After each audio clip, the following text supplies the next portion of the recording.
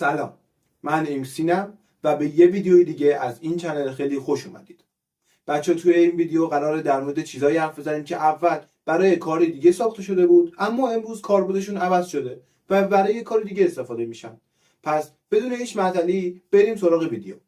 خب بریم سراغ اولین وسیله، یعنی ماکروویو. ماکروویو اول به عنوان یک رادار در جنگ جهانی دوم اختراع شد.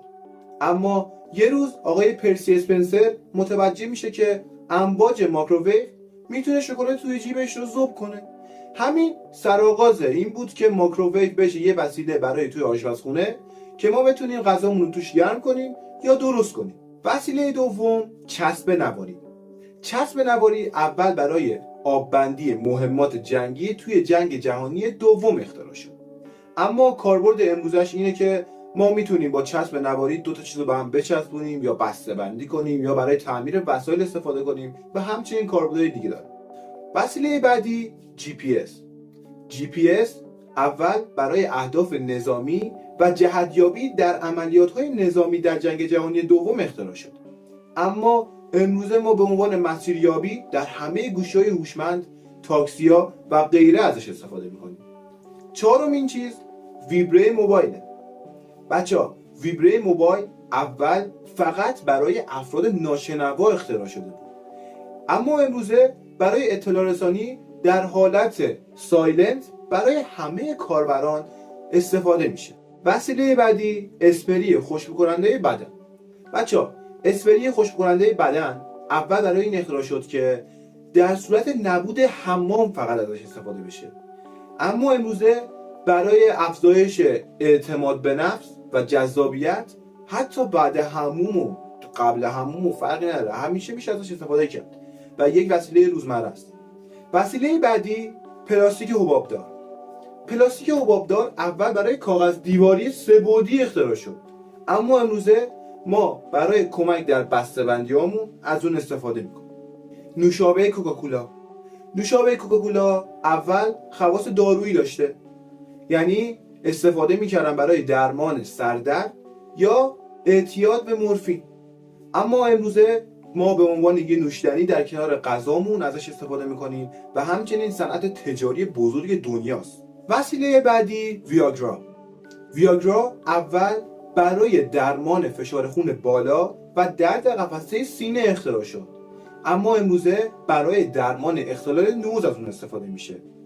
بعدی بوتاکس.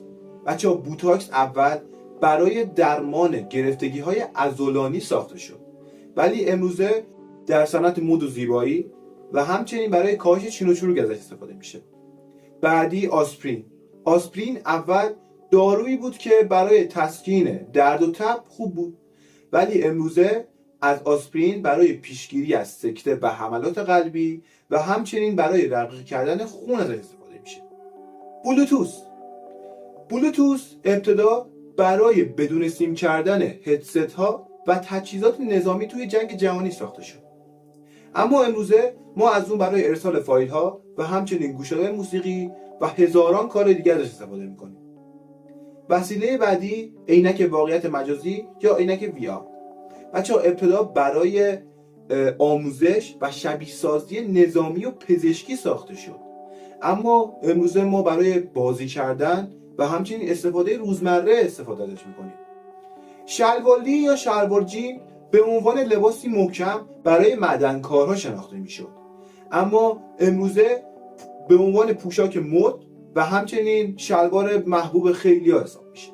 عینک آفتابی اول برای محافظت چشم خلبان‌ها و همچنین سربازان اختراع شد، اما امروزه در صنعت مد و زیبایی و همچنین استفاده روزمره همگی برای محافظت از چشم استفاده میشه. وسیله بعد خمیربازی اول برای پاک کردن کاغذ دیواری استفاده میشه، اما امروزه اسباب بازی بچه هاست. دهانشویه برای ضد عفونی کردن زخم استفاده میشه، اما کاربرد امروزی اون برای محافظت از دندان و دهانه. وازلین برای جلوگیری از زنگ زدگی در دکل‌های نفتی اختراع شد، اما امروزه برای محافظت از پوست و همچنین لب ازش استفاده میشه. چادر اول برای سرپناه عشایر و بادیه نشین ها بود، اما امروزه نماد فرهنگی و همچنین لباس مذهبیه.